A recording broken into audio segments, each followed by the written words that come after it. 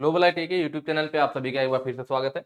आज जो हम लोग स्टार्ट करने वाले हैं, जो हमारी फिटर थ्योरी की एमसीक्यू सीरीज चल रही थी सेकेंड ईयर के लिए, यहाँ पे लिखा होगा आईटी सेकेंड ईयर, उसका आज हम लोग पार्ट 5 सॉल्व करने वाले हैं। ठीक है, इसके पहले की अगर आपने वीडियो नहीं देखी है तो आप अपने यूट्यूब वाले सेक्शन में चले जाइए, वहां पर होम वीडियो शॉर्ट्स लाइव, उसके बगल में एक ऑप्शन होता है प्लेलिस्ट का, आप प्लेलिस्ट वाले पे क्लिक कर लेना। वहां पे आज की वीडियो प्लस इसके पहले की जो सारी वीडियो है इकट्ठे एक साथ आपको फिटर सेकेंड ईयर के नाम से प्लेलिस्ट बना हुआ मिलेगा। क्लिक करते ही सब एक साथ आपको मिल जाएगा, तो इधर उधर आपको ढूंढना नहीं पड़ेगा। प्लस मैं जो आपको क्वेश्चंस कराऊंगा उसका पीडीएफ आपको कहां से मिलेगा, तो उसके लिए आपको इस वेबसाइट पे विजिट करना है www.globality.org। इस वेबसाइट पर जाकर के बिल्कुल आसानी से आप पीडीएफ को डाउनलोड कर सकते हैं, प्लस वहां पे फ्री टेस्ट भी दे सकते हैं। कैसे करना है मैं आपको थोड़ा सा यहाँ पे बता दूंगा।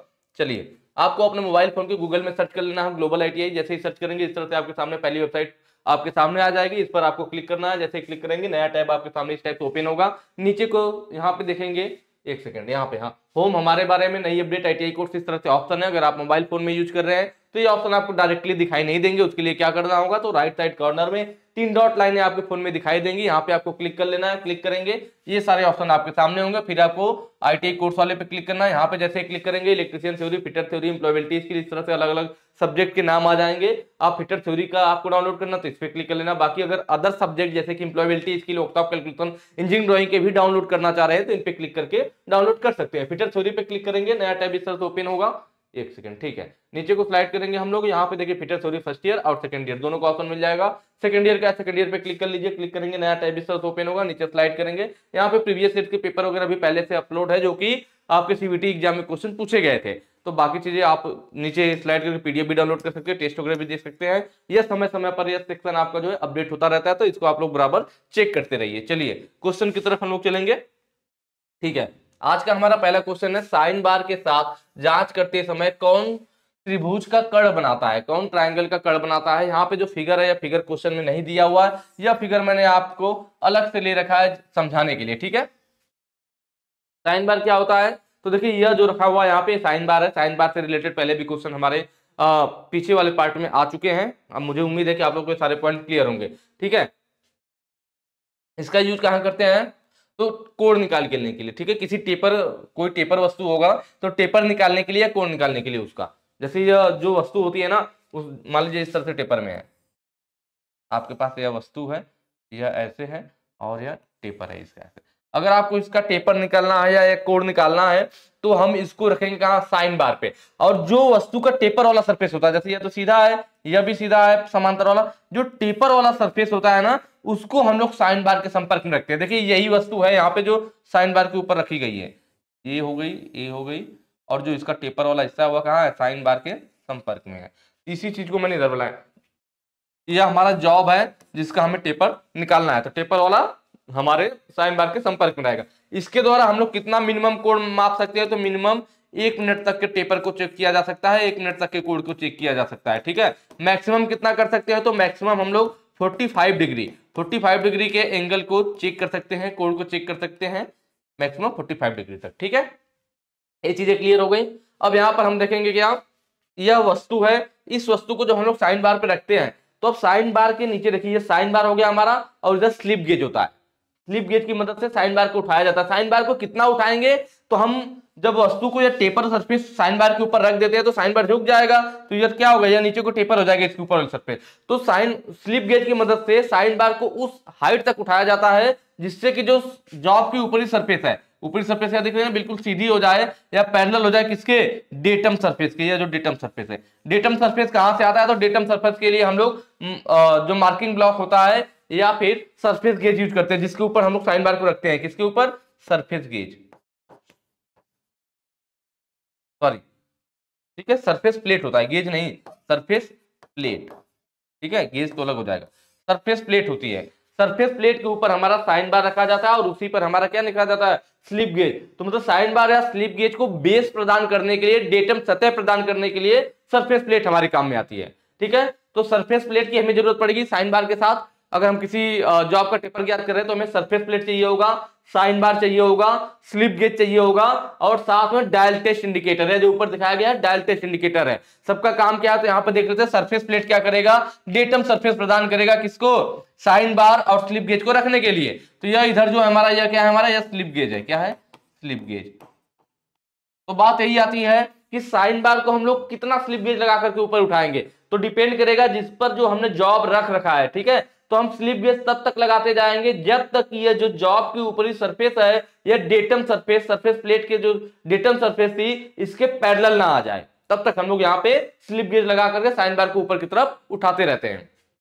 प्लस 45 डिग्री से ज्यादा नहीं उठा सकते, क्योंकि आपको मालूम है यहाँ पे हम इसे मैक्सिमम 45 डिग्री का कोण माप सकते हैं। चलिए, अब यहाँ पर डायल टेस्ट इंडिकेटर की हुआ है, तो डायल टेस्ट इंडिकेटर की मदद से हम लोग चेक करते हैं कि जो यह जॉब थी, इसकी जो सरफेस है यह बिल्कुल पैरेलल हुई या नहीं। हम यहाँ पे क्या करेंगे, पहले डायल टेस्ट इंडिकेटर को यहाँ टच कराएंगे और उसके जो डायल है ना, डायल को 0 पे सेट कर लेंगे। 0 पे सेट करने के बाद डायल टेस्ट इंडिकेटर को देखिए एरो बना हुआ है कि हम लोग इधर को खिसकाएंगे, इधर को चलाते हुए ले जाएंगे और फिर यहां तक पहुंचेंगे। यहां पे पहुंचेंगे और देखेंगे कि अगर इसके डायल में कोई भी परिवर्तन नहीं आता, यहां भी 0 दिखा रहा था, यहां भी 0 ही दिखा रहा है, इसका मतलब कि यह सरफेस बिल्कुल पैरेलल हो चुकी है। अगर पैरेलल नहीं हुई रहेगी तो हम लोग स्लिप गेज को उस हिसाब से कम ज्यादा करके एडजस्ट करेंगे, जिससे कि सरफेस को इस डेटम सरफेस के पैरेलल ला सके। तो यह तरीका होता है हमारा क्या, साइन बार की मदद से किसी जॉब का टेपर ज्ञात करने का। तो अब यहाँ पे पूछा था कि साइन बार के समय जांच करते समय जो त्रिभुज का कर्ण कौन बनाता है इनमें से, तो देख लेते हैं। यहाँ पे हमारे पास क्या बन रहा है, एक त्रिभुज बन रहा है ना, इस तरह से, इस तरह से और इस तरह से,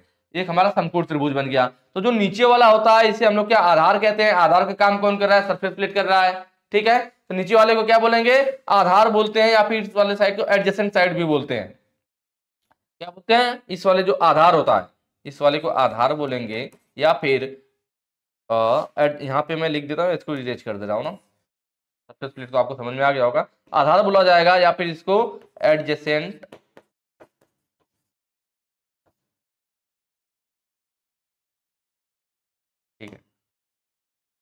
साइड बोला जाता है। और जो इधर वाला होता है इसको हम लोग क्या बोलते हैं, तो इसको हम लोग लंब बोलते हैं। जो स्लिप गेज इधर लगा होता है, तो स्लिप गेज वाले को लंब बोला जाता है, या फिर अपोजिट साइड बोला जाता है। क्या बोलते हैं, अपोजिट साइड। उसके बाद बारी आती है हमारी किसकी, साइन बार की। तो ये जो हमारा साइन बार है, जो साइन बार है, इसी को हम लोग क्या बोलते हैं, कर्ण बोलते हैं। भाई त्रिभुज का यह कर्ण हो गया, यह लंब हो गया, आधार हो गया, आधार को एडजेसेंट साइड भी बोलते हैं। जो हमारा स्लिप गेज था उसे अपोजिट साइड या फिर लंब बोलते हैं। और जो कर्ण है वो किसको बोल रहे हैं, साइन बार को बोल रहे हैं। कर्ण को हाइपोटेनियस भी बोला जाता है, हाइपोटेनियस भी बोला जाता है किसको, कर्ण को। तो सब नाम याद रखिए। यहाँ क्वेश्चन पूछा था कि कर्ण कौन बना रहा है, तो कर्ण कौन बना रहा है, साइन बार बना रहा है, साइन बार की लंबाई बना रही है। तो ऑप्शन देखिए, ऑप्शन सी सही हो जाएगा। साइन बार की लंबाई, देखिए साइन बार की चौड़ाई भी दिया है, लंबाई भी दिया है, तो साइन बार की लंबाई कर्ण बना रहा है। लंबाई कहां से कहां तक होता है, हमने पहले भी पढ़ा है कि जो साइन बार का रोलर होता है, रोलर के सेंटर से, दोनों रोलर के सेंटर के बीच की दूरी होता है, दोनों रोलर के सेंटर के बीच की जो दूरी होती है वह साइन बार की लंबाई होती है, ठीक है। नेक्स्ट क्वेश्चन पे चलेंगे। अगला कह रहा है लैपिंग ऑपरेशन में अपघर्षक कंपाउंड के अत्यधिक उपयोग का क्या प्रभाव है। लैपिंग कंपाउंड में, सॉरी, लैपिंग ऑपरेशन में अब अब्रेसिव कंपाउंड जो हम यूज करते हैं, आपको मालूम है लैपिंग कंपाउंड के रूप में हम लोग लैपिंग व्हीकल और अब्रेसिव कंपाउंड जो होता है, अब्रेसिव पार्टिकल को मिक्स कराते हैं। अब्रेसिव पार्टिकल के रूप में हमारा डायमंड हो सकता है, सिलिकॉन कार्बाइड हो सकता है, एल्युमिनियम ऑक्साइड हो सकता है। तो उसके जो बारीक चूड़ होते हैं, जो उसके छोटे छोटे धार वाले कण होते हैं, उनको लेते हैं। प्लस इसमें क्या करते हैं, abrasive sorry lapping vehicle, lapping vehicle के रूप में हम लोग ऑयल यूज कर सकते हैं, ग्रीस यूज कर सकते हैं, पैराफिन यूज कर सकते हैं। क्योंकि दानेदार कण है ना, तो उनका पेस्ट कैसे बनेगा, क्योंकि हम लोग लैब के ऊपर पेस्ट के रूप में लगाते हैं, तो बोलते हैं लैब प्लेट चार्ज हो गई है। तो पेस्ट बनाने के लिए क्या करना पड़ेगा, जो हमारे पास ये बारीक चूड़ था उसमें ऑयल मिला के पेस्ट बना सकते हैं, ग्रीस में मिला करके पेस्ट बना सकते हैं, पैराफिन में मिला करके पेस्ट बना सकते हैं। तो इनका पेस्ट बन जाएगा, फिर हम लैपिंग प्लेट पे लगा करके लैब प्लेट को चार्ज कर लेंगे, फिर हम लोग जॉब को फिनिशिंग कर लेंगे, उसकी लैपिंग कर लेंगे, ठीक है। तो यहाँ पूछ रहा था लैपिंग ऑपरेशन में अब्रेसिव कंपाउंड के अत्यधिक उपयोग का, अगर हम ज्यादा कर ले तो यहाँ फिगर में देखिए दिखाया गया कि हमारे पास क्या है, लैपिंग प्लेट है। नीचे जो है हमारी लैपिंग प्लेट है, इसके ऊपर हमारे जो है यह अब्रेसिव पार्टिकल दिखाए गए हैं। हमारे पास अब्रेसिव पार्टिकल है जिनको लैपिंग व्हीकल में मिला करके यूज किया जाएगा। ये सब जो ब्लैक ब्लैक वाला दिख रहा है, ठीक है, क्लियर हो गया होगा। चलिए, और ऊपर जो है हमारा यह जॉब है जिसकी हमें क्या करना है, जिसकी हमें फिनिशिंग करना है। ये हमारा जॉब हो गया, नीचे हमारा लैप हो गया। लैप आपको मालूम है हमारा किसका हो सकता है, कास्ट आयरन का बना हो सकता है, कॉपर या ब्रास का बना हो सकता है, या फिर हम इसको लेड का भी बनाते हैं। अभी मैं आगे बताऊंगा कि कब किसका बनाते हैं। कास्ट आयरन ज्यादातर यूज किया जाता है, या फिर बड़े ब्यास का लैप बनाना तो कास्ट आयरन यूज कर लेते हैं। अगर छोटे ब्यास का लैप बनाना है तो फिर हम कॉपर या ब्रास यूज कर लेते हैं। या फिर जहां पे लैपिंग अलाउंस अधिक हो, लैपिंग अलाउंस अधिक का मतलब जहां पे अधिक मात्रा में धातु काटनी हो, वहां पर भी हम कॉपर या ब्रास यूज करते हैं, क्योंकि कॉपर या ब्रास कास्ट आयरन की अपेक्षा अधिक मात्रा में धातु काटता है। ठीक है, बाकी जो हमारा लेड होता है वह सुराखों की लैपिंग के लिए यूज किया जाता है, या फिर उनमें एक फायदा और होता है कि जो लेड होता है ना, अगर वो लैप हमारा घिस जाएगा तो उसको दोबारा फैलाया जा सकता है। ठीक है, तो ये चीज हो गया। तो यहां पर जो हो गया हमारा लैप हो गया, ऊपर जॉब है, तो इसके बीच में हमारा क्या है, अब्रेसिव पार्टिकल है। तो अगर ये ज्यादा हो जाएंगे, तो मैंने बताया था जब भी हम लोग लैप पर इन अब्रेसिव पार्टिकल की मदद से लैप को चार्ज करते हैं तो उसके बाद इन्हें मिट्टी के तेल से धोया जाता है। क्यों धोया जाता है, क्योंकि मैंने बताया था कि इनमें कुछ इसके जो कण होते हैं अब्रेसिव पार्टिकल, वो लूज रह जाते हैं, ढीले रह जाते हैं। अगर आप डायरेक्ट उससे फिनिशिंग करने चलोगे तो ये कण पहले टूट करके इनके बीच में गिर जाएगा और सरफेस पे स्क्रैच मारेगा। इसलिए मिट्टी के तेल से धो करके उसे अलग कर दे रहे थे, जिससे कि ये टूट के गिरे ना और स्क्रैच ना आए। तो वही बात यहाँ भी है, स्क्रैच आएगा तो मतलब आपके सरफेस पे अशुद्धि फैलेगी। और क्वेश्चन में बोल रहा है कि अब्रेसिव कंपाउंड अत्यधिक हो जाए, तब भी बात हो जाएगी। अगर आप मान लो ज्यादा मात्रा में यहाँ पे क्या करते हो, अब्रेसिव कंपाउंड यूज कर लेते हो। अगर अब्रेसिव कंपाउंड की मात्रा यहाँ पे ज्यादा हो जाएगी, जब ज्यादा हो जाएगी तो बात वही हो जाएगी कि वो ठीक से उस पर चिपक नहीं पाएगा भाई, ज्यादा मोटा लेयर, क्योंकि पतला लेयर बिछाया जाता है। ज्यादा होने का मतलब है ज्यादा मोटा लेयर होगा तो उसके अब्रेसिव पार्टिकल टूट टूट के पहले ही गिर जाएंगे। जब टूट करके जॉब के सरफेस पे गिर जाएंगे तो वहां पे स्क्रैच मारेंगे, स्क्रैच मारेंगे तो सरफेस पे अशुद्धि का विकास होगा। तो ऑप्शन देखेंगे, ऑप्शन ए सही हो जाएगा, अशुद्धि का विकास होना, अगर अधिक मात्रा में हमारे पास अब्रेसिव कंपाउंड हो जाए। ठीक है, तो ये चीज हमारे पास हो जाएगा क्या, कि अशुद्धि का विकास होगा। क्लियर हो गया। और एक चीज और यहाँ पे लिखा हुआ है कि चमकीले धब्बे दिखाई देंगे। चमकीले धब्बे कब दिखाई देते हैं, या फिर एक होता है कि पूरी तरह से ब्राउन दिखाई देना। मतलब अगर हमारी लैपिंग जो प्लेट है, लैपिंग हमारे पास लैपिंग प्लेट होती है। लैपिंग प्लेट कैसी होगी, तो भाई मेटल का लैपिंग प्लेट है, कास्ट आयरन का है, कॉपर या ब्रास का है, तो वो अच्छी तरह से फिनिश किया हुआ होता है। तो अगर इस पर हम लोग क्या करते हैं, इस पर हम लोग अब्रेसिव पार्टिकल रहता है, इसमें ऑयल या ग्रीस मिला देते हैं। जब अब्रेसिव पार्टिकल में आप ऑयल या ग्रीस मिलाओगे तो ये किस कलर का हो जाएगा, लगभग भूरे कलर का हो जाएगा। तेल मिला दोगे उसमें या ग्रीस मिला दोगे, लगभग भूरे कलर का हो जाएगा, ब्राउन कलर का हो जाएगा। ठीक है, तो अगर हम इसका एक पतली लेयर जो होता है इस लैप के ऊपर, ये हमारा लैप है, लैप की सरफेस है, तो यह चमकदार होगी भाई, क्योंकि अच्छे से फिनिश किया हुआ तो चमक रही होगी। तो अगर इस पर हम लोग अच्छी तरीके से पूरा एक इसका लेयर लगा देते हैं, किसका, जो हमारे पास अब्रेसिव कंपाउंड था, जो लैपिंग कंपाउंड था, तो चूंकि हमने क्या किया है, इस अब्रेसिव पार्टिकल में ऑयल या ग्रीस मिलाया, तो वह किस कलर का हो जाएगा, ब्राउन कलर का हो जाएगा। अगर अच्छे से पूरा सरफेस पे लगा होगा तो हमारी जो surface plate sorry lapping plate होगी वह एक समान भूरे रंग की दिखाई देगी। अगर हमारी लैपिंग प्लेट एक समान भूरे रंग की दिखाई दे रही है, इसका मतलब हम कह सकते हैं कि अच्छी तरीके से चार्ज है, पूरी अच्छी तरह से चार्ज है, इसलिए एक समान भूरे रंग की दिखाई दे रही है। लेकिन अगर मान लीजिए अच्छे से चार्ज नहीं होगा, पूरे इसके प्लेट पे, लैपिंग प्लेट पे पूरा अच्छे से हमारा क्या होगा, अब्रेसिव पार्टिकल नहीं लगेगा, तो आधा भूरा दिखाई देगा, और जहां जहां अब्रेसिव पार्टिकल नहीं लगा होगा वहां पे क्या होगा, सफेद चमकदार सतह दिखाई देगा, या चमकीले धब्बे दिखाई देंगे। तो ये जो ऑप्शन भी है, चमकीले धब्बे कब दिखाई देंगे, जब हमारी लैपिंग प्लेट सही से चार्ज ना हो, उस पर एक बराबर लैपिंग कंपाउंड ना लगा हुआ हो, तो उस केस में ऐसा होता है। ठीक है, ये क्लियर हो गया होगा आप लोगों को। चलिए नेक्स्ट क्वेश्चन पे चलेंगे। आगे कह रहा है यदि वर्कपीस की तुलना में लैप कठोर है तो क्या होता है। वर्कपीस की तुलना में लैप कठोर है, देखिए ये चीज हमें बहुत ध्यान देने वाली बात है कि जब भी हम लैपिंग करते हैं ना, तो वर्कपीस की तुलना में जो हमारा लैप, मैंने बताया ना, जो हमारा लैप होगा वो किसका हो सकता है, कास्ट आयरन का हो सकता है, कास्ट आयरन का हो सकता है, कॉपर या ब्रास का हो सकता है, या फिर लीड का हो सकता है। ठीक है, ज्यादातर हमारा यही यूज किया जाता है, ज्यादातर कास्ट आयरन वाला। ठीक है, या फिर कॉपर या ब्रास का यूज कब करते हैं, जब लैपिंग अलाउंस अधिक हो, क्या हो, लैपिंग लैपिंग अलाउंस अलाउंस अधिक। लैपिंग अलाउंस अधिक का मतलब, लैपिंग अलाउंस का मतलब है जब अधिक मात्रा में धातु काटना हो, अधिक मात्रा में धातु काटना, अधिक मात्रा में धातु घिसना। ठीक है, तो यह जो कॉपर या ब्रास के लैप होते हैं या कास्ट आयरन की अपेक्षा अधिक मात्रा में धातु को घिसते हैं।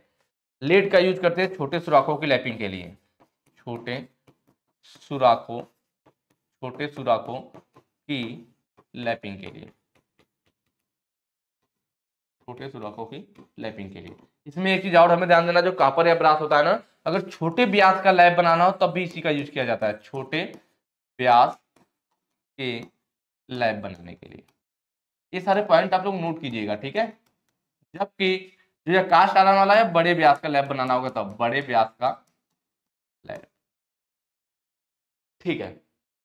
तो यहाँ पे क्या हम लोग बात करते हैं, वर्कपीस की तुलना में लैप कठोर हो, तो हमारा लैप इस मटेरियल का बनाया जाता है, ठीक है। तो हमें ध्यान देना पड़ता है कि जो वर्कपीस है, जो हमारा जॉब है, हमारा जो जॉब है, जॉब की अपेक्षा जो हमारा लैपिंग प्लेट हो, मतलब हमारा जो लैप हो, वह क्या हो, इसकी अपेक्षा सॉफ्ट होना चाहिए। क्योंकि हम लोग इस पर क्या करते हैं, लैपिंग कंपाउंड का पेस्ट लगा करके इसको चार्ज करते हैं। जो लैपिंग कंपाउंड हम लोग इस पर लगाएंगे ना, तो वह क्या होगा, अब जब दोनों लैपिंग कंपाउंड लगाने के बाद दोनों को घिसने के लिए एक दूसरे के संपर्क में लाना होगा, तो लैपिंग कंपाउंड जो सॉफ्ट वाला पदार्थ रहता है ना, उसके साथ मिलकर के चार्ज हो जाता है और दूसरे वाले को काट देता है।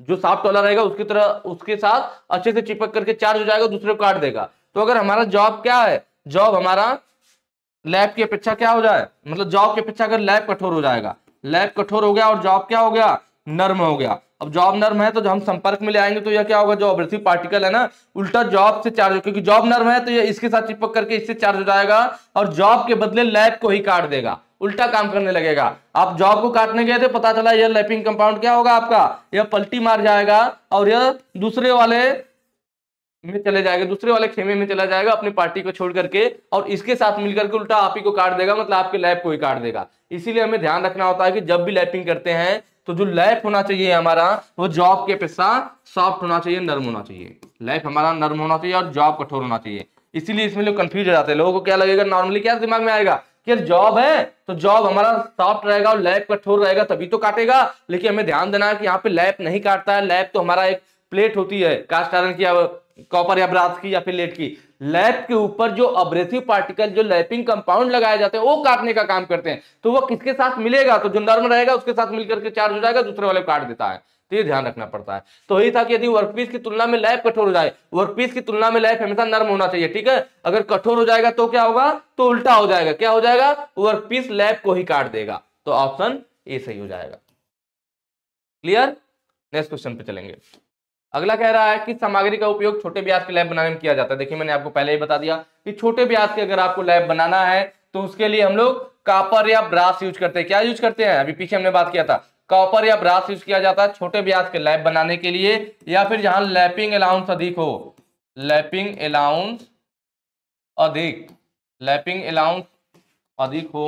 लैपिंग अलाउंस अधिक का मतलब मैंने क्या बताया आपको, जहां अधिक मात्रा में धातु घिसनी हो। जबकि कास्ट आयरन जो होता है सबसे अधिक यूज किया जाता है, सबसे अधिक हमारा जनरली कास्ट आयरन ज्यादातर यूज होता है, कास्ट आयरन के लैप, ठीक है। और यह बड़े व्यास के लिए यूज किया जाएगा, छोटे के लिए या बड़े के लिए। और मैंने आपको और इनसे नहीं मतलब है, और मैंने आपको बताया था लेड, शीशा वाला, ठीक है। लेड वाला कहाँ, छोटे सुराखों की लैपिंग के लिए, छोटे सुराखों की जब हमें लैपिंग करनी होती है ना, तब हम लोग यूज करते हैं कौन सा, लेड वाला, ठीक है। इसमें मैंने बताया था, इसमें एक फायदा और है कि अगर आपका लैप घिस जाता है तो हम लोग उसे दोबारा फैला सकते हैं, उसका विस्तार कर सकते हैं, कौन सा, लेड वाले का। और एक और चीज है लेड वाले की क्वालिटी कि आसानी से चार्ज हो जाता है। इन सभी में जो तीनों हमने पढ़ा, कास्ट आयरन, कॉपर या ब्रास, लेड, तो सबसे ज्यादा आसानी से लेड चार्ज होता है, सबसे ज्यादा आसानी से चार्ज होता है। सबसे ज्यादा अगर कभी क्वेश्चन में पूछ ले कि सबसे ज्यादा आसानी से कौन सी लैपिंग प्लेट चार्ज होती है, तो वो लेड वाली सबसे ज्यादा आसानी से चार्ज, या कह लीजिए सबसे ज्यादा जल्दी चार्ज हो जाती है, ठीक है। नेक्स्ट क्वेश्चन पे चलेंगे। अगला कह रहा है सतह टेक्सचर नापने के उपकरण का नाम। कहते हैं सतह टेक्सचर को मापने का मतलब है कि आप जो सरफेस होती है ना, सरफेस पे खुरदरापन को मापना। तो सरफेस पे अगर हम किसी टूल से टर्निंग या फिनिशिंग भी कर रहे हैं ना, तब भी टूल के थोड़े बहुत निशान उस पे आते हैं। फाइल के द्वारा अगर आप फिनिशिंग करोगे तब भी उस पे कुछ ना कुछ खुरदरापन रह जाता है, बहुत कम मतलब होता है, उसे नॉर्मली हम ऐसे नहीं माप सकते। तो उसे हम मशीनों के द्वारा मापते हैं कि कितना इस पे खुरदरापन है, क्या टेक्सचर है इसका। तो मशीनों के टूल के जो निशान आ जाते हैं, मान लीजिए ऐसे ऐसे आ गए हैं आपके टूल के निशान, तो फिर इसको मापने के लिए आप उंगली से भी देख सकते हैं, एक अंदाजा लगता है कि इसके लंबवत में चलाइए, ऐसे ऐसे उंगली चलाएंगे तो आपको खुरदरापन हल्का हल्का महसूस होगा। तो इसे मापने के लिए हम लोग क्या करते हैं, तो इसे मापने के लिए एक सेकेंड यूज किया जाता है हमारा क्या, कुछ इंस्ट्रूमेंट है, वही उपकरण यहाँ पे दिखाया गया कि यह कौन सा है। तो इसको हम लोग बोलते हैं मैकेनिकल सरफेस इंडिकेटर या फिर स्टाइलस भी बोला जाता है। क्योंकि इसमें स्टाइलस लगा होता है। मैकेनिकल सरफेस इंडिकेटर है स्टाइलस, यह क्या करता है, यह सतह के टेक्सचर को मापता है, उसके हिल्स और वैलीज को बताता है, खुरदरापन को बताता है, हिल्स एंड वैली, पहाड़ी और घाटी, मतलब जो ऊपर नीचे जो ऐसा खुरदरापन होता है ना, इसका मतलब ऊंचाई, और वैली का मतलब नीचे का घाटी टाइप का। तो हिल्स और वैलीज को मापने के लिए हम लोग इस सरफेस इंडिकेटर का यूज करते हैं, ठीक है, मैकेनिकल सरफेस इंडिकेटर। और जो मैंने यह फिगर लेकर रखा है, एक और होता है हमारे पास इलेक्ट्रॉनिक सरफेस इंडिकेटर। तो ये वाला जो फिगर है ना, ये इलेक्ट्रॉनिक सरफेस इंडिकेटर का है, ठीक है। इसमें क्या होता है, इसको हम लोग टैली सर्फ इंडिकेटर के नाम से भी जानते हैं। कौन नाम से जानते हैं, tally Surf indicator, tally Surf indicator. इसमें क्या होता है कि इसमें हमारा एम्पलीफायर यूज किया जाता है, ठीक है। तो यह जो सरफेस टेक्सचर को जब यह मापता है ना, तो इलेक्ट्रॉनिक सिग्नल के रूप में वो एम्पलीफायर को भेजता है। जो सरफेस टेक्सचर को मापा जाता है, खुरदरापन को मापा जाता है, तो वह उसको क्या करता है, उसको इलेक्ट्रॉनिक सिग्नल में बदल करके एम्पलीफायर को भेजता है, और वो एम्पलीफायर से रिकॉर्डर के पास भेजा जाता है, और फिर उस रिकॉर्डर में यह रीडिंग दिखाता है कि कितना इसका सरफेस टेक्सचर है। यह तरीका होता है इलेक्ट्रॉनिक वाले से मापने का, ठीक है। नेक्स्ट क्वेश्चन पे चलेंगे। अगला कहता है होनिंग ऑपरेशन में बड़ी मात्रा के लिए मैनुअल स्ट्रोकिंग क्यों पसंद की जाती है। Why manual stroking is preferred for large quantities in honing operation, ठीक है। तो होनिंग ऑपरेशन में ज्यादातर मतलब बड़ी मात्रा में हम लोग मैनुअल स्ट्रोकिंग क्यों पसंद करते हैं। देखिए मैनुअल स्ट्रोकिंग का मतलब हो गया हाथ के द्वारा लैपिंग होनिंग करना, सॉरी होनिंग की बात हो रही है। मैंने होनिंग का भी मैंने आपको बताया था, होनिंग भी एक तरह का हमारा क्या है, फिनिशिंग वाला ही प्रोसेस है, लेकिन ये लैपिंग के अपेक्षा कम फिनिशिंग देता है। लैपिंग हमारा ज्यादा देगा, होनिंग कम देता है, ठीक है। होनिंग हमारा क्या होगा, कम देता है, जबकि लैपिंग ज्यादा अच्छी फिनिशिंग देता है। इसमें जो होनिंग वाले में रहता है लगभग 120 से 360 वाले कड़ यूज किए जाते हैं, इस वजह से इसकी फिनिशिंग कम होती है, जबकि लैपिंग में 800 तक के महीन कड़ यूज किए जाते हैं, इसलिए उसमें अच्छी फिनिशिंग आती है। तो होनिंग ऑपरेशन में बड़ी मात्रा के लिए मैनुअल स्ट्रोकिंग क्यों पसंद की जाती है। मैनुअल मतलब हाथ वाला, और एक होता है मशीन के द्वारा पावर स्ट्रोकिंग, पावर में मशीन द्वारा चलेगा, मैनुअल मतलब हाथ से करेंगे, ठीक है। तो हाथ वाली लैपिंग को सॉरी होनिंग को ज्यादा वो माना जाता है, इसलिए माना जाता है क्योंकि टू कीप क्लोज टॉलरेंस, या कम क्लोज टॉलरेंस रखने के लिए यूज किया जाता है। कम क्लोज टॉलरेंस का मतलब जहां पे टॉलरेंस कम हो, मतलब ये ज्यादा पावर स्ट्रोकिंग की अपेक्षा ज्यादा अच्छी फिनिशिंग हमें मैनुअल के द्वारा मिलती है। साफ शब्दों में समझा जाए कि जो हमारा पावर स्ट्रोकिंग होता है ना होनिंग वाला, तो पावर स्ट्रोकिंग की अपेक्षा, मशीन की अपेक्षा मैनुअल वाला के जो होता है हमारा स्ट्रोकिंग, उसमें हमें क्या होता है, ज्यादा अच्छी फिनिशिंग मिलती है। या कह लीजिए जहां पे ज्यादा क्लोज में हमारा दे रखा हो, जैसे एक तो हो गया कि मान लीजिए हमें कोई जॉब 20 mm का बनाना है, दे दिया कि 21 mm रखना है या 19 mm, मतलब एक टॉलरेंस हो गया 19 से 2 mm का लगभग हो गया ना। तो अगर ये दे दिया कि भाई 21 का बनेगा तब भी चल जाएगा, 19 का बनेगा तब भी चल जाएगा, तो टॉलरेंस यहाँ ज्यादा है तो कोई दिक्कत नहीं है। पर जहां पे टॉलरेंस कम दे देखिए 20 का है, तो यहाँ पे है 0.01 mm का टॉलरेंस होना चाहिए, और नीचे दे दिया माइनस में, जैसे +0.01 और -0.01, ठीक है, कि इतना हमारे पास टॉलरेंस रखा है। प्लस में 0.01 ज्यादा होगा तब चल जाएगा, 0.01 कम रहेगा तब बहुत कम टॉलरेंस हो गया। तो जहां पे बहुत कम टॉलरेंस रखना हो तो वहां पर हमारा मैनुअल वाला ही पसंद किया जाता है, क्योंकि इसमें ज्यादा क्लोज टॉलरेंस रख सकते हैं हम लोग। नेक्स्ट क्वेश्चन में चलेंगे। अगला कह रहा है हार्डनिंग करने का उद्देश्य क्या। देखिए ये क्वेश्चन भी पहले आ चुका है। हार्डनिंग हम क्यों करते हैं, जब किसी भी जॉब की हार्डनिंग करेंगे तो उसमें कठोरता का गुण आएगा। किसका गुण आएगा, कठोरता का गुण आएगा। कठोरता का गुण आएगा तो वह वस्तु जल्दी घिसेगी नहीं, जल्दी कटेगी नहीं, लेकिन कठोरता का गुण आने की वजह से दूसरे को काट देगी, मतलब उस पदार्थ में काटने की क्षमता का गुण आ जाता है, क्योंकि वह कठोर हो जाती है। तो यहाँ पे देखिए वही पूछ रहा था हार्डनिंग करने का उद्देश्य क्या है, तो ऑप्शन सी देखिए इंक्रीज कटिंग एबिलिटी, काटने की क्षमता जोड़ना। वो कठोर हो जाएगा तो उसमें काटने की योग्यता आ जाएगी, दूसरे वाले सॉफ्ट वाले को काट देगा, ठीक है। रिफाइन द स्ट्रक्चर क्या होता है, संरचना को परिष्कृत करना, यह होता है नॉर्मलाइजिंग,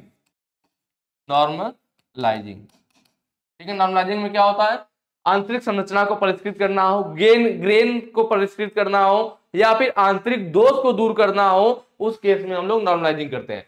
टफनेस को बढ़ाना, मतलब जो झटके को सहन कर सके, कौन सहन करेगा, जब इस पे टेम्परिंग की जाएगी। क्या किया जाएगा, टेम्परिंग किया जाएगा। हमने लोग पहले भी बात किया है कि हार्डनिंग के साथ हमेशा टेम्परिंग करते हैं, कि जो हार्डनिंग की जाती है तो उस वस्तु में कठोरता का तो गुण आ जाता है, लेकिन उसके साथ साथ उसमें एक और गुण विकसित हो जाता है जो उसके लिए नुकसानदायक होता है, जिसे हम लोग ब्रिटलनेस कहते हैं। क्या बोलते हैं, ब्रिटलनेस, भंगुरता। जो चोट या झटकों को सहन नहीं कर पाता है, तो वह चोट और झटकों को सहन कर सके, इसके लिए हार्डनिंग के तुरंत बाद टेम्परिंग की जाती है, जो कि 400 डिग्री सेल्सियस से नीचे ही करते हैं हम लोग, और इससे क्या होता है, उस वस्तु के अंदर फिर वह अतिरिक्त भंगुरता समाप्त हो जाती है। इसका मतलब उस वस्तु के अंदर टफनेस का गुण बढ़ जाता है। किसका? टफनेस का, क्योंकि पहले झटके सहन नहीं कर पा रही थी जब हार्डनिंग की गया था, लेकिन जैसे हम टेम्परिंग किए तो उसमें झटके सहन करने का गुण आ गया, मतलब टफनेस का गुण आ गया। टफनेस का मतलब ही क्या होता है? झटका सहन करना। और टफनेस जो होता है वह हार्डनेस के विपरीत गुण रखता है।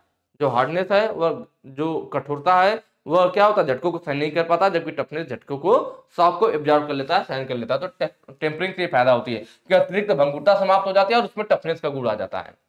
अगला कह रहा है relieve stress and strain. Stress और स्ट्रेन को दूर करने के लिए क्या करते हैं हम लोग? अनिलिंग करते हैं। क्या करते हैं? अनिलिंग। ठीक है, अनिलिंग आप लोग जानते होंगे, हमने पहले भी बात किया इसके बारे में कि अनिलिंग के द्वारा स्ट्रेस स्ट्रेन को दूर कर सकते हैं। कभी कभी ऑप्शन में जब एनिलिंग नहीं होता तो उस केस में नॉर्मलाइजिंग को भी स्ट्रेस वगैरह के लिए हम लोग यूज कर लेते हैं। ठीक है, जब ऑप्शन में एनिलिंग नहीं रहेगा तब। और एक और फायदा एनिलिंग का हमने बताया था कि इससे क्या होता है? कठोरता दूर होती है। कठोरता दूर होगी मतलब स्टील सॉफ्ट होगी, उसमें डक्टिलिटी का कई सारे फायदे हैं। देखो भाई, हार्डनेस दूर हो गया। क्या दूर हो गया? हार्डनेस। अगर हार्डनेस दूर होगा तो उसमें क्या होगा? सॉफ्टनेस का गुण आ जाएगा। भाई कठोरता दूर हो गई तो उसमें कठोरता दूर हो जाएगी तो सॉफ्ट हो जाएगी ना, तो सॉफ्टनेस का गुण आ जाएगा। सॉफ्टनेस का गुण आने का मतलब है कि डक्टिलिटी बढ़ जाएगी, तार के रूप में आसानी से खींच पाएंगे, डक्टिलिटी बढ़ जाएगी, डक्टिलिटी बढ़ जाएगी। और क्या होगा? स्ट्रेस स्ट्रेन को दूर कर सकता है यह, स्ट्रेस एंड स्ट्रेन। तो ये सारे फायदे किसके हैं? हमारे एनिलिंग के हैं। ठीक है, नेक्स्ट क्वेश्चन पे चलेंगे। अगला कह रहा है उष्मा उपचार की कौन सी विधि द्वारा किस जॉब में मशीनीकरण और डक्टिलिटी का सुधार होगा? देखिए वही क्वेश्चन आ गया जो मैं पीछे बता रहा था। मशीनीकरण और डक्टिलिटी का सुधार किसकी वजह से हो रहा था? चारों ऑप्शन देखिए, फटाक से आंसर दीजिए। भाई मशीनीकरण। मशीनीकरण का मतलब क्या होता है? मशीनेबिलिटी, मतलब वह वस्तु जिसे आसानी से काटा और घिसा जा सके, उस वस्तु में बोला जाता है कि इसमें मशीनेबिलिटी का गुण है। अगर किसी वस्तु को हम लोग आसानी से काट ले रहे हैं, आसानी से घिस ले रहे हैं, तो इसका मतलब उसमें मशीनेबिलिटी का गुण है। अब देखिए, अब सोचने वाली बात है कि कौन सी वस्तु को हम लोग आसानी से काट लेंगे और घिस लेंगे? जो वस्तु सॉफ्ट होगी। जो वस्तु क्या होगी? सॉफ्ट होगी। और अभी मैंने बताया कि जब एनिलिंग किया जाता है तो एनिलिंग से हार्डनेस दूर होती है और सॉफ्टनेस का गुण आता है। सॉफ्टनेस का गुण आने का मतलब है कि उसे आसानी से काट लेंगे, आसानी से घिस लेंगे। अगर आसानी से काटा और घिसा जा सकता है, इसका मतलब उसके अंदर मशीनेबिलिटी का गुण है। तो इस तरह से अगर एक दूसरे से चीजें कनेक्ट करके अगर आप याद रखेंगे तो रटना नहीं पड़ेगा। ठीक है, कोई भी चीजें रटने की जरूरत नहीं, उन चीजों को आपस में कनेक्ट करना सीखिए। चलिए, तो मशीनीकरण हो गया और डक्टिलिटी भी मैंने बताया, अगर वो सॉफ्ट होगा तो उसे तार के रूप में आसानी से खींचा जा सकता है। तो किसकी वजह से आया? एनिलिंग की वजह से आया। ऑप्शन ए आपका सही हो जाएगा। हार्डनिंग, हार्डनिंग का हमने बात किया था कठोरता के लिए। भाई वस्तु में क्या होता है? कठोरता का गुण आ जाता है, वो जल्दी घिसती नहीं है, उसे जल्दी काटा नहीं जा सकता है, और दूसरा काटने की क्षमता जुड़ जाती है, वो दूसरे वस्तु को काट देता है। टेम्परिंग में मैंने बताया था कि आपका क्या हो जाता है? टफनेस का गुण आ जाता है। टफनेस का गुण आ जाता है और यह झटकों को सहन कर पाता है, अतिरिक्त भंगुरता को समाप्त कर देता है। नॉर्मलाइजिंग के द्वारा हम लोग आंतरिक दोष को दूर करते हैं। आंतरिक दोष को दूर किया जाता है, इसकी आंतरिक संरचना को रिफाइन किया जाता है, ग्रेन स्ट्रक्चर को रिफाइन किया जाता है। इस टाइप की चीजों के लिए नॉर्मलाइजिंग यूज किया जाता है। चलिए नेक्स्ट क्वेश्चन पे चलेंगे। अगला कह रहा है हीट ट्रीटमेंट प्रक्रिया में फ्लेम हार्डनिंग का नुकसान क्या है? देखिए यहाँ हार्डनिंग हो गया, हार्डनिंग रहेगा, इंग्लिश वाला देख ला हार्डनिंग। ठीक है, तो फ्लेम के द्वारा हार्डनिंग किसमें? हीट ट्रीटमेंट में। देखिए फ्लेम हार्डनिंग हमारा किसके अंतर्गत आता है? केस हार्डनिंग के अंतर्गत आता है। Case hardening. केस हार्डनिंग क्या होता है? जब किसी वस्तु की सिर्फ ऊपरी परत, ऊपरी सतह है, ये इधर वाली हर तरफ की क्या, सिर्फ ऊपरी सतह को हार्ड किया जाए, अंदर का भाग टफ और मुलायम बना रहे, उसको हम लोग केस हार्डनिंग बोलते हैं। उसको हम लोग केस हार्डनिंग बोलते हैं। केस हार्डनिंग की अलग अलग प्रोसेस है, जैसे कि कार्बोराइजिंग में ऊपरी सरफेस में कार्बन की मात्रा प्रयोग करा के केस हार्ड करते हैं। नाइट्राइडिंग होता है, नाइट्राइडिंग में ऊपरी सरफेस में नाइट्रोजन की मात्रा प्रयोग करा के केस हार्ड करते हैं। वैसे ही हमारा क्या होता है? इंडक्शन वाला होता है, इंडक्शन हार्डनिंग, उसमें हम लोग फ्रीक्वेंसी, हाई फ्रीक्वेंसी वगैरह यूज करते हैं। और उसी तरह से हमारा फ्लेम हार्डनिंग होता है। फ्लेम हार्डनिंग के द्वारा भी ऊपरी सरफेस को हार्ड किया जाता है, जो केस हार्डनिंग के अंतर्गत आता है। तो जो फ्लेम हार्डनिंग है इसमें ऑक्सी एसिटिलीन की ज्वाला जलाई जाती है, उसकी मदद से हम लोग जॉब को गर्म करते हुए जाते हैं और पीछे पीछे पानी का बौछार गिराते हुए आते हैं। मेटल तेजी से गर्म होता है, पीछे से पानी तेजी से ठंडा करता है, इस तरह से उसमें हार्डनेस का गुण आ जाता है, केस हार्ड हो जाता है उसका। ठीक है, तो यहाँ पे वही देखिए दिखाया गया, यह भी फिगर आपका केस हार्डनिंग का फ्लेम के द्वारा, और यह दोनों फ्लेम वाला, ये दोनों फिगर मैंने ले रखा है जिससे आपको फिगर भी याद है, कई बार एग्जाम में फिगर देकर के क्वेश्चन पूछ लेता है। तो यहाँ हम देख रहे हैं कि आगे आगे ज्वाला जलती हुई जा रही है, हमारा मेटल गर्म हो रहा है और पीछे से पानी के द्वारा से ठंडा करते हुए चले आ रहे हैं। तो ये हमारा केस हार्डनिंग के अंतर्गत आ गया, किसके द्वारा? फ्लेम के द्वारा, क्योंकि फ्लेम जल रही है गैस के द्वारा। और वही वाला इसमें भी है, ये ऊपर वाला जो है यहाँ पे गैस आ रही है या बर्नर है, बर्नर में से आग निकल रही है या यहाँ पे गर्म करते हुए आगे बढ़ रहा है, और पीछे पीछे हमारा यह देखिए वाटर इसमें आ रहा है और वाटर स्प्रे के लिए पाइप लगाएगी, यहाँ से पानी आ रहा है, या आगे आगे गर्म करता हुआ ज्वाला चलेगा, पीछे पीछे पानी ठंडा करते हुए चलेगा, तो फिर केस हार्ड होगा। ये दोनों किसका मतलब? फ्लेम हार्डनिंग का है। तो इसमें दिक्कत क्या होता है कि इसमें ऑक्सी एसिटिलीन की ज्वाला होती है जिसकी मदद से हम लोग इसको गर्म करते हैं। तो इसमें रिस्क ये रहता है कि अगर हमारे पास पतला मेटल है, क्या है, पतली सीट वगैरह है, पतला मेटल है, तो तेजी से इतना या जलता है कि मेटल के जलने का खतरा रहता है। किसका? मेटल के जलने का। इसीलिए इन सब चीजों से बचने के लिए हम लोगों ने इंडक्शन हार्डनिंग यूज किया था। तो यहां पर देख लीजिए ऑप्शन, हाँ ऑप्शन डी देखिए, छोटे वर्कपीस के लिए उपयुक्त नहीं है, लिखा है ना, not suitable for small workpiece, क्योंकि छोटा वर्कपीस होगा, पतला वर्कपीस होगा तो वह जल जाएगा। तो इसीलिए जो फ्लेम हार्डनिंग होता है या छोटे वर्कपीस के लिए उपयुक्त नहीं होता है। ऑप्शन डी आपका सही हो जाएगा। चलिए नेक्स्ट क्वेश्चन पे चलेंगे। अगला कह रहा है बेस मेटल पर मेटल की परतों को रोल या रोलर, सॉरी रोल या रोलर होता है आपका, रोलर या लेयर खींचने के द्वारा किए गए धात्विक कोटिंग करने की विधि का नाम क्या है? देखिए अलग अलग, या धात्विक मतलब मेटल की कोटिंग, इसमें क्या जो भी दिखाया गया सबके द्वारा मेटल की कोटिंग चढ़ाई जाती है। मेटल की कोटिंग चढ़ाने का मतलब है कोई ऐसा मेटल, एक मेटल के ऊपर किसी दूसरे मेटल की परत को चढ़ा देना जंग से बचने के लिए। कोई ऐसा मेटल है जैसे स्टील हो गया, उस पर जंग लगेगा, तो उसके ऊपर एल्युमिनियम होता है जिस पे जंग नहीं लगता, तो स्टील के मेटल पे हम एल्युमिनियम का एल्युमिनियम का हम लोग परत चढ़ा दे, तो ऐसा मेटल कोटिंग के अंतर्गत आता है। अभी सारे ऑप्शन देखेंगे कौन सा क्या क्या होता है। जैसे स्प्रेइंग, पहला दे रखा है ना स्प्रेइंग। स्प्रेइंग में क्या होता है कि एक मेटल के ऊपर दूसरे मेटल को हम लोग किसके स्प्रे के रूप में, जैसे आपके पास एल्युमिनियम हो गया, कॉपर हो गया, ब्रास हो गया, एल्युमिनियम कॉपर या ब्रास इनका घोल बना लीजिए, आप जानते हैं इन पे जंग नहीं लगता है। तो एल्युमिनियम का, कॉपर का या फिर ब्रास का हम लोग क्या करेंगे? घोल बना लेंगे। घोल बनाने के बाद उसे एक डब्बे में रख लेंगे स्प्रे की तरह मारने के लिए। और इसका हम लोग कहाँ कर सकते हैं? तो कास्ट आयरन, कास्ट आयरन पे आपका जंग लगता है, कास्ट आयरन हो गया, कार्बन स्टील हो गया, कार्बन स्टील, इनके ऊपर क्या करेंगे? एल्युमिनियम कॉपर या ब्रास का घोल बना करके उसे स्प्रे के रूप में रख लेंगे। और कास्ट आयरन या कार्बन स्टील का अगर हमारा पार्ट है तो उनके ऊपर स्प्रे के रूप में इस मेटल को इसके ऊपर चढ़ा देंगे। पेंट नहीं, देख रहे हैं मेटल को हमने घोल रखा है, घोल बना रखा है, और उसका स्प्रे कर देंगे। मतलब एक दूसरे मेटल के ऊपर जो जंग लगने वाले मेटल है उसके ऊपर एक धातु के ऊपर जिसपे जंग नहीं लगता उस वाले धातु का स्प्रे के रूप में चढ़ा देना, स्प्रेइंग कहलाता है। ठीक है। क्लैडिंग क्या होता है? क्लैडिंग मतलब एक धातु के ऊपर दूसरे धातु को रोलर के बीच में दबा करके चढ़ा देना। ठीक है, एक जिसपे जंग लग सकता है धातु पर उस पर दूसरे को चढ़ा देंगे। जैसे स्टील मैंने बताया ना, तो मान लीजिए ये उसी का फिगर में मैंने ले रखा है, किसका? क्लैडिंग का। तो यहाँ पे क्या करेंगे? अंदर ये हमारा मान लीजिए पहले हमारा क्या है, यह मेटल है, ये हमारा क्या है? मेटल है, इसका मेटल है मान लीजिए स्टील का है, इस पे हमारा क्या लगता है? जंग लग सकती है। ठीक है, तो स्टील के ऊपर हम क्या करेंगे? एल्युमिनियम का इधर और इधर देखिए एल्युमिनियम का परत चढ़ा लगाएंगे और उसको रूलर के बीच से गुजारेंगे। जब इस रूलर के बीच से गुजरेगा तो क्या होगा? रूलर इस पे दबाएगा, तो मान लीजिए इधर पहले हमारा मेटल जो है ए मोटाई का था, तो जो इस पर निकल रहा था देख रहे हैं इसका डाय कम हो जाएगा, आधा हो जाएगा, A/2 हो जाएगा। वैसे एल्युमिनियम मान लीजिए यहाँ पे मोटा है कितना? B है मान लीजिए मोटाई एल्युमिनियम का दोनों साइड, तो इधर जब निकलेगा तो आधा हो जाएगा, इसका B/2 हो जाएगा, B/2 हो जाएगा। मतलब ये मेटल इस रोलर के बीच में दब करके इस पे अच्छी तरीके से चिपक जाएंगे, लग जाएंगे, तो जंग से सुरक्षा करेंगे। तो हमने रोलर के बीच में दबा करके या उन्हें खींच करके इस पे चढ़ा देना, क्या कहलाता है? या क्लैडिंग कहलाता है। यही हमारा क्या कहलाता है? क्लैडिंग कहलाता है। तो ऑप्शन बी सही हो जाएगा कि स्टील पर हमने एल्युमिनियम की परत को चढ़ा दिया जिससे कि इस पर जंग ना लगे। ठीक है, अगला ऑप्शन देख लेंगे हम लोग, ऑप्शन चारों देख लेंगे ताकि एग्जाम में अगर आपको कुछ और भी आए तो आप इसको बिल्कुल आसानी से सही कर सको। एनामेलिंग, एनामेलिंग में क्या होता है? ये हमारा सेमी परमानेंट कोटिंग के अंतर्गत आता है। सेमी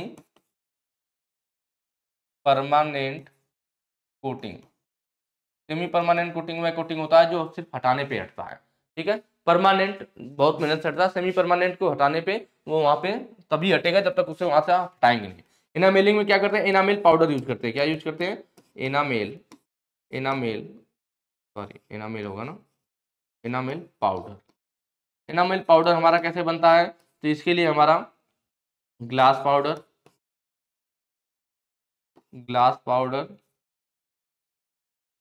ठीक है, क्वार्टज, फेल्सपार,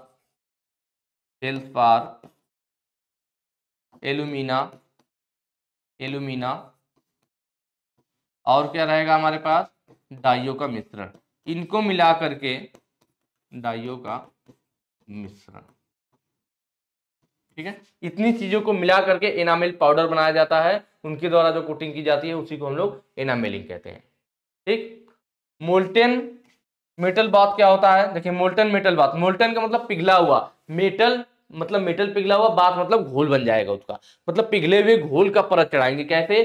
तो आपने सुना होगा एक नाम, कौन सा नाम सुना होगा? गैल्वेनाइजिंग। क्या सुना होगा? गैल्वेनाइजिंग में क्या होता है कि हमारी जिंक होता है, क्या करते हैं, जिंक का घोल बनाते हैं। एक जिंक का हम लोग क्या करते हैं, जिंक का घोल बनाया जाता है इस तरह से। और जिंक के घोल में क्या करते हैं हम लोग, किसी भी धातु की परत को डाल करके उस पर जिंक की परत चढ़ा देते हैं। कोई धातु की प्लेट है, उसको जिंक के घोल में डुबोते हैं और फिर बाहर निकाल लेते हैं, तो उस पर जिंक की परत चढ़ जाती है, उसी को गैल्वेनाइजिंग बोलते हैं। और वह मोल्टेन मेटल बाथ के अंतर्गत आता है, क्योंकि हमने क्या किया, मोल्टेन मेटल बाथ मतलब पिघले हुए मेटल को दूसरे के ऊपर चढ़ा दिया। तो मेटल को पिघला करके रखते हैं घोल के रूप में, और उसमें धातु को डुबो करके निकाल लेते हैं और उस पर उसकी परत चढ़ जाती है, मोल्टेन मेटल बाथ कहलाता है, जो कि गैल्वेनाइजिंग प्रोसेस इसी के अंतर्गत आता है। तो मेरे ख्याल से आप लोगों का 4 पॉइंट क्लियर हुआ होगा। नेक्स्ट वाले पे चलेंगे। चलिए अगला क्या कह रहा है, यदि हब या पुली को अच्छी रूप से कुछ दूरी तक शाफ्ट पर स्लाइड करना है तो किस प्रकार की कुंजी का उपयोग किया जाता है? हब या पुली को अच्छी रूप में, एक्सियल रूप में कुछ दूरी तक स्लाइड करना है। देखिए यह क्वेश्चन भी पहले आ चुका है, मैंने आपको बताया भी था कि इस तरह से हमारी क्या होती है, फीदर की का नाम आप लोगों ने सुना होगा। फीदर की कुछ हमारी संक की के अंतर्गत आती है, इस तरह से होती है और दोनों साइड से राउंड में बना होता है, ठीक है। और यहाँ पे 2 होल होते हैं जिससे कि हम स्क्रू की मदद से इसको शाफ्ट पर टाइट करते हैं, आधा शाफ्ट के अंदर, आधा पुली या हब के अंदर। तो यह क्या करता है, पुली या हब में जब हमारी ये फीदर की लगाई जाती है तो पुली या हब को रोटेशनली, जो उनका सापेक्ष गति होता है, रिलेटिव मोशन होता है, रोटरी वाला, रोटरी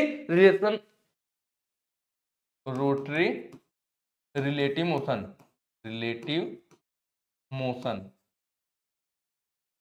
को रोक देता है। शाफ्ट और हब या पुली, जैसे शाफ्ट घूम रही है, पता चला शाफ्ट अलग स्पीड में घूमे, पुली अलग, मतलब वो उस पर स्लिप कर रही है, तब इसका मतलब उसमें सापेक्ष गति हो रहा है। लेकिन हम की जब लगा देते हैं तो शाफ्ट और पुली एक दूसरे में जाम हो जाती है, और जिस स्पीड से अब शाफ्ट घूमेगी उसी स्पीड से पुली भी घूमेगी, क्योंकि दोनों आपस में फिक्स हो चुकी है, जाम हो चुकी है। तो उसी को बोला जाता है कि की क्या करता है, शाफ्ट और पुली के बीच रोटरी रिलेटिव मोशन या सापेक्ष गति को जाम कर देता है, रोक देता है, जिससे कि पूरा टार्क, हमारा शाफ्ट का पूरा टार्क अच्छे से पुली या गियर पे ट्रांसफर हो सके, ठीक है।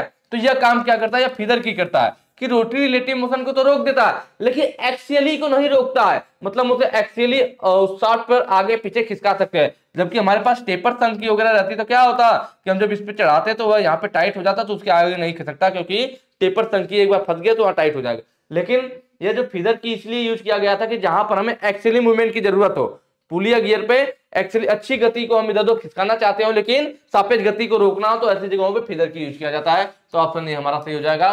क्वेश्चन में भी यही पूछा था कि यदि हब या पुली को अच्छी रूप से कुछ दूरी तक शाफ्ट पर स्लाइड करना है तो किस प्रकार की कुंजी उपयोग करेंगे? तो अच्छी रूप से स्लाइड करने के लिए फीदर की, ठीक है, सापेक्ष गति को रोक देगा लेकिन अच्छी गति होने देता है, कौन सा? फीदर की। चलिए अगला क्वेश्चन देखेंगे, क्विज कर देते हैं। क्वेश्चन से पहले हम लोग ऑप्शन सॉल्व कर लेते हैं ना, ठीक है। फ्लैट सैडल की, क्या कह रहा है, फ्लैट सैडल की, तो ये अभी हम लोग पहले पढ़ चुके हैं, दोबारा थोड़ा ज्यादा डिटेल में नहीं जाएंगे क्योंकि ये सारी चीजें पहले हो चुकी है। मैंने बताया था संघ की क्या होता है, आधा शाफ्ट आधा आप दोनों के अंदर रहता है, जबकि जो सैडल की होता है सिर्फ और सिर्फ इसके लिए खांचा हब में कटा होता है, शाफ्ट में कोई भी खांचा नहीं काटा जाता। सैडल की भी हमारा 2 टाइप का था, फ्लैट सैडल की और हॉलो सैडल की। फ्लैट वाले में क्या था, फ्लैट वाले में जो हमारे शाफ्ट थी उस पर बैठने के लिए क्या किया गया था, यहाँ फिगर में आपको दिख रहा होगा, की को बैठने के लिए शाफ्ट के ऊपर थोड़ा सा घिस दिया जाता है फाइल से, जिससे कि की को बैठने का स्थान मिल सके। की देख रहे हैं ना, पूरा सामने से देखेंगे तो सामने से पूरा ऐसे आयताकार आकृति में दिखाई देती है, ठीक है। तो इस की यहाँ पे शाफ्ट पे बैठ सके इसलिए शाफ्ट को थोड़ा सा घिस दिया जाता है। फिर यहाँ देख रहे हैं शाफ्ट में दिखाया गया, शाफ्ट में कोई भी खांचा नहीं है हमारा, सिर्फ और सिर्फ अब में खांचा काटा गया। ये हमारा क्या हो जाता है, फ्लैट सैडल की हो जाता है। हालो सैडल की क्या होता है, तो यह फिगर हालो सैडल की क्या है, इसमें क्या होता है, इसमें शाफ्ट को बैठने के लिए भी, सॉरी की को शाफ्ट पर बैठने के लिए भी घिसने की जरूरत नहीं है, कोई भी बैठने के लिए स्थान देने की जरूरत नहीं है। क्यों? क्योंकि जो यहाँ पे सामने देखेंगे आपने, हमारे पास जो सैडल की है, इसके सामने का हिस्सा क्या होता है, जैसे जो वक्रता आपके शाफ्ट में है वही हमारे की में भी दे दिया जाता है। की के सामने से हिस्सा देखेंगे तो ऐसे दिखेगा, शाफ्ट के हिसाब से इसमें वक्रता दे दी जाएगी। यह ऐसे लंबा हो गया हमारा की, और यह हमारा यहाँ तक पहुंच गया और यहाँ आ गया, ठीक है। तो इस टाइप से की होती है। तो चूंकि यह हालो में पूरा लंबाई तक बना दिया जाता है, इसलिए इसको हालो सैडल की कहते हैं। क्लियर? सर्कुलर टेपर की कौन सा है, तो यह वाला जो फिगर है हमारा सर्कुलर टेपर की का है। इसमें देख रहे हैं ना, यह की है टेपर में, इधर का डाया कम और इधर का डाया ज्यादा, और सर्कुलर है वृत्ताकार टाइप में, ठीक है, बेलनाकार है। तो इसके लिए क्या होता है, तो इसके लिए हमारा जो हब होता है ना, सॉरी शाफ्ट में भी अर्धवृत्ताकार खांचा कटा होता है और हब में भी अर्धवृत्ताकार खांचा, दोनों में अर्धवृत्ताकार अर्धवृत्ताकार खांचा बना करके गोल हो जाएगा, तभी तो इसके अंदर लगेगी। हालांकि यह हल्के पावर ट्रांसमिशन के लिए यूज होता है, नहीं तो इस पे यह स्लिप कर जाएगा, ठीक है। नेक्स्ट क्वेश्चन पे चलेंगे। अगला देखिए फाइल का आ गया, what is the name of file. यह फाइल भी देखिए पहले आ चुका है, ये सारे क्वेश्चन जो आ रहे हैं मैक्सिमम हम लोग पहले कर चुके हैं, ठीक है। इसलिए मैं यहाँ पे आपको ज्यादा डिटेल में नहीं जा रहा हूँ, आप पीछे वाले पार्ट देख लेना। अगर आपने नहीं देखा है तो मैंने बताया, आप यूट्यूब के प्लेलिस्ट वाले सेक्शन में चले जाइए, सारी वीडियो आपको इकट्ठे मिल जाएगी। ये सारी चीजें मैंने पीछे बिल्कुल अच्छे से समझा रखा है। बाकी एक और तरीका है कि अगर आप अपना एक अच्छी और बेहतरीन तैयारी करना चाहते हैं, अपनी थ्योरी वगैरह बिल्कुल मजबूत बनाना चाहते हैं, अच्छे से समझना चाहते हैं, तो उसके लिए आप प्ले स्टोर से हमारा ऐप भी डाउनलोड कर सकते हैं। प्ले स्टोर पे आप सर्च करोगे क्या, ग्लोबल ITI, प्ले स्टोर पे आप सर्च करोगे ग्लोबल ITI, वहां पे आपको हमारा ऐप मिल जाएगा। वहां से आप जो है हमारे कोर्स को ज्वाइन करके चैप्टर वाइज, हेडिंग वाइज वहां पे पूरा डिटेल में पढ़ाया गया, वहां से अपनी एक अच्छी और बेहतरीन तैयारी कर सकते हैं, ठीक है। चलिए क्वेश्चन क्या कह रहा है हमारा, इस फाइल का नाम पूछ रहा है। मुझे उम्मीद है अगर आप लोगों ने पीछे के पार्ट देखे होंगे तो अब तक आप लोग इसका आंसर भी टिक कर चुके होंगे। कौन सी फाइल है, वर्डिंग फाइल। वर्डिंग फाइल का यूज कहाँ होता है, तो हमने बात किया था कि ताले की मरम्मत करना हो, किसकी मरम्मत करना हो, ताले की मरम्मत हो या फिर ताले की मरम्मत हो, हिंदी भी सही नहीं हो पा रही यार, ठीक है, ताले की मरम्मत करना हो या फिर कीवे का वार्ड नॉच करना हो। कीवे में क्या, वार्ड नॉच, कीवे में वार्ड नॉच करना हो, ताले की मरम्मत करना हो, तो उसके लिए वार्डिंग फाइल। या फिर ये नैरो वर्क के लिए भी यूज किया जा सकता है, संकीर्ण कार्य के लिए भी। क्यों? क्योंकि इसके आगे का हिस्सा या नुकीला और पतला होता है, तो इस वजह से इसको संकीर्ण कार्य के लिए भी यूज कर सकते हैं, नैरो वर्क के लिए भी यूज कर सकते हैं, ठीक है। पिलर फाइल, ये वाला फिगर आपका पिलर फाइल का, यह भी पहले बात हो चुकी है कि यह हमारा कीवे वगैरह की फाइलिंग कर सकता है। कीवे मतलब खांचा, जो कीवे का खांचा कटा होता है ना, जो खांचा काटते हैं तो पतला खांचा होगा तो वहां पर भी इसका यूज कर सकते हैं। यह बिल्कुल हैंड फाइल के समान होती है। तो फर्क क्या होता है, फर्क यह कि यह हैंड फाइल की अपेक्षा कम चौड़ी और ज्यादा मोटी होती है। यह हैंड फाइल की अपेक्षा कम चौड़ी और ज्यादा मोटी होती है। इसका भी जैसे हैंड फाइल में एक सेफ पेज होता है, उसे इसमें भी एक सेफ पेज होता है, ठीक है, जो बिना दांतों के होता है। ड्रेडनॉट फाइल कौन सी है, तो ये वाला फिगर आपका ड्रेडनॉट फाइल का है। ड्रेडनॉट फाइल हमारा सॉफ्ट मटेरियल जैसे कि एल्युमिनियम कॉपर ब्रास के लिए, एल्युमिनियम कॉपर ब्रास के लिए यूज की जाती है। या फिर आजकल ज्यादातर क्वेश्चन पूछ लेता है कि प्लास्टिक के घिसाई के लिए कौन सी फाइल यूज की जाती है, मतलब नॉन मेटेलिक के लिए, नॉन मेटेलिक के लिए भी हमारा क्या होता है, ड्रेडनॉट फाइल यूज की जाती है। या प्लास्टिक की घिसाई हो या लकड़ी के काम के लिए भी ड्रेडनॉट फाइल यूज की जाती है। प्लास्टिक वाला कई बार एग्जाम में पूछा गया कि प्लास्टिक की घिसाई के लिए कौन सी फाइल यूज करते हैं, ड्रेडनॉट फाइल, याद रखना, ठीक है। स्विस पैटर्न फाइल क्या होता है, तो यह भी हमने पहले बात किया हुआ कि इस टाइप वाली जो आकृति की फाइल होती है स्विस पैटर्न फाइल होती है। इसे प्राइमरली, ठीक है, प्राइमरली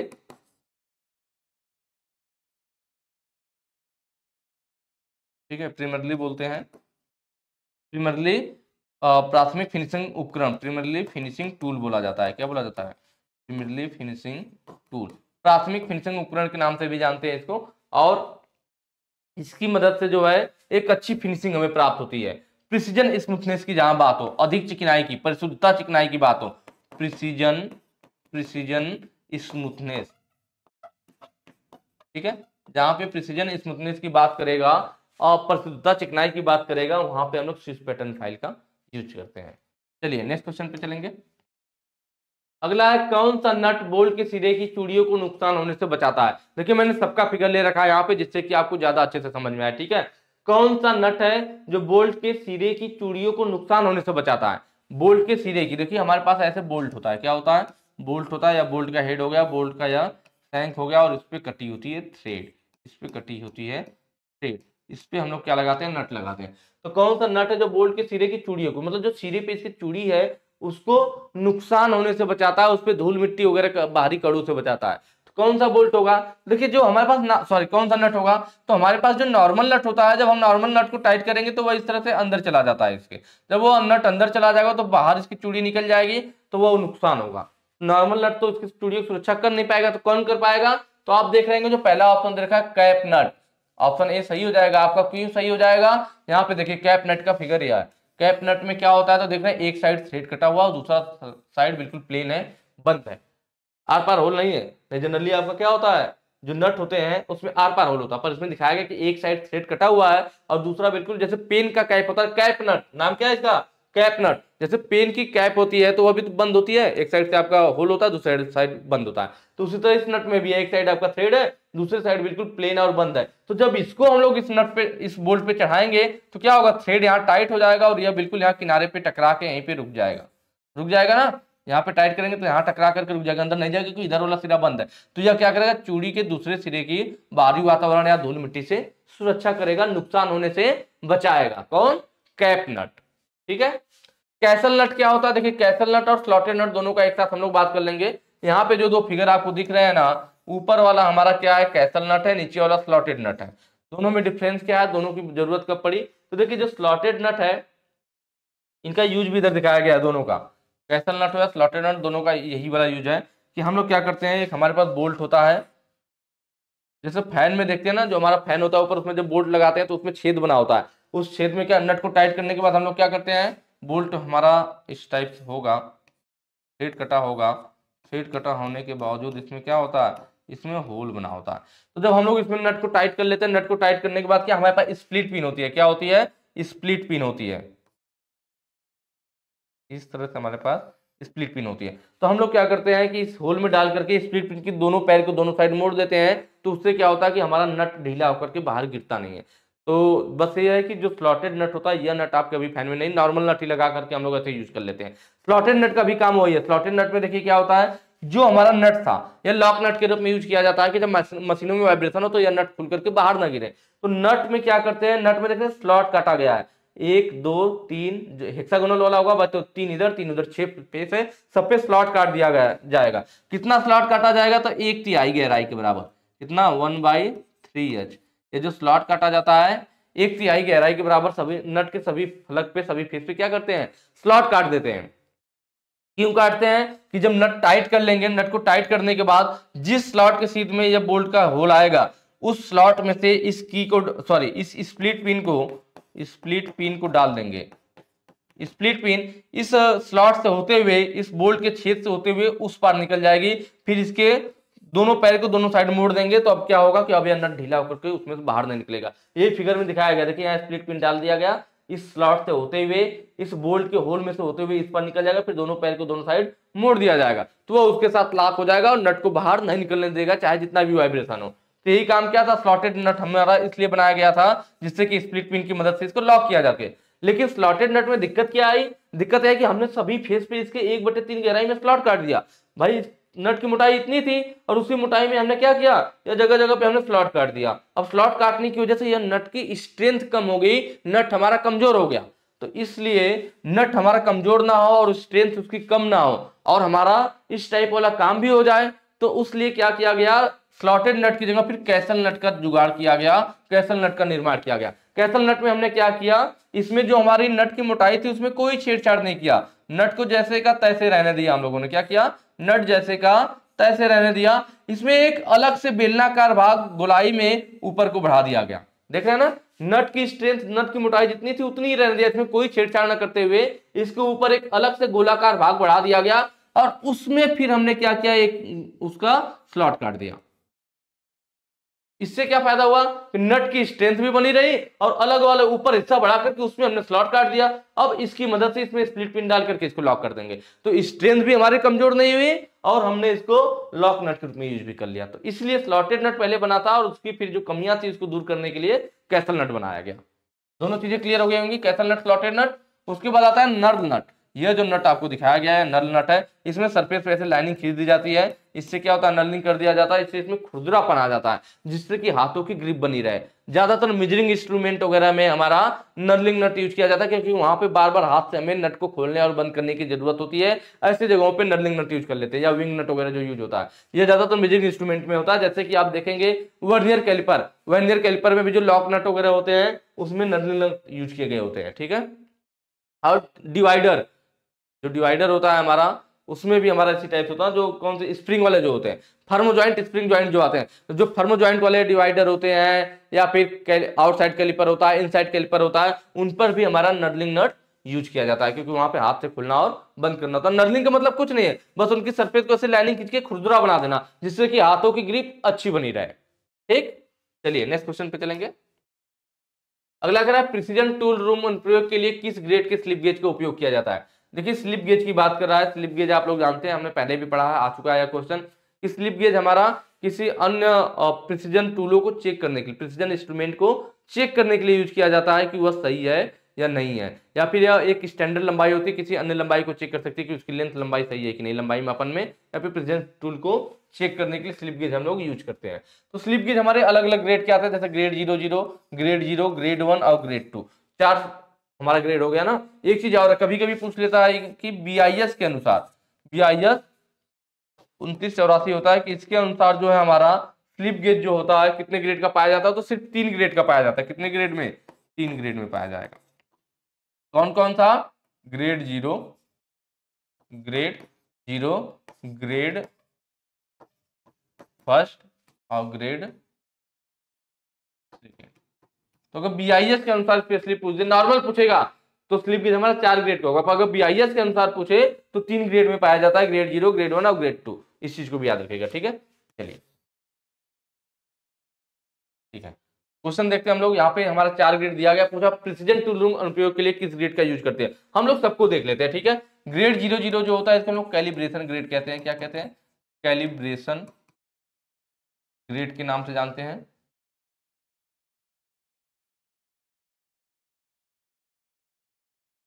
या फिर रेफरेंस ग्रेड,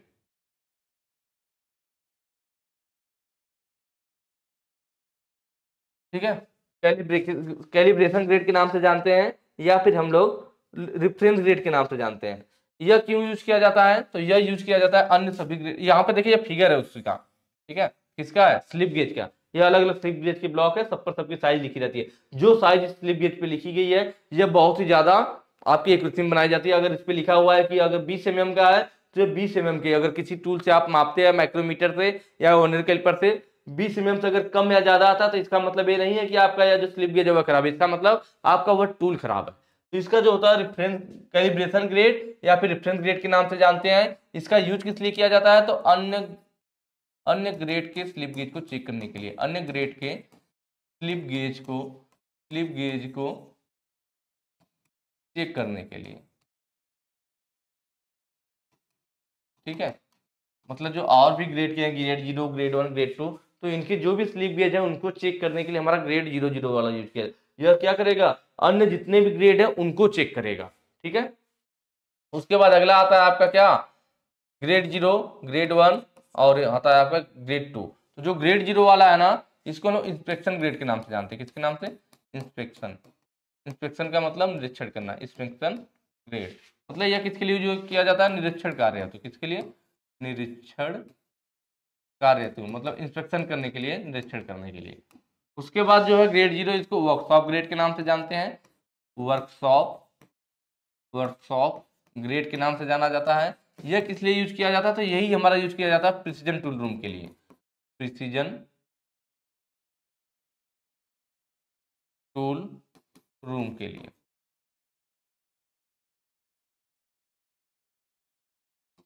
ठीक है।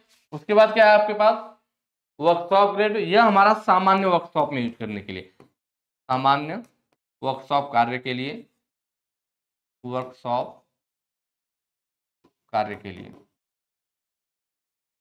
ये चारों ग्रेड है, चारों को अन्य तीन का मेन होता है कि इसको grade 0 calibration grade, reference grade के नाम से जानते हैं, ग्रेड 0 इंस्पेक्शन ग्रेड के नाम से, ग्रेड 1 वर्कशॉप ग्रेड के नाम से। और उनका क्या यूज है मैंने आपको बता दिया है, इनको आप नोट कर लीजिएगा इनमें से, ताकि किसी और का भी आपसे कुछ क्वेश्चन में पूछे तो आप आसानी से कर पाओ। यहाँ प्रिसीजन टूल रूम का पूछ रहा था, तो प्रिसीजन टूल रूम वाला कहाँ पे यूज किया जाता है, वर्कशॉप ग्रेड वाला यूज किया जाता है जो ग्रेड 1 होता है। तो ऑप्शन सी यहाँ पे आपका सही हो जाएगा।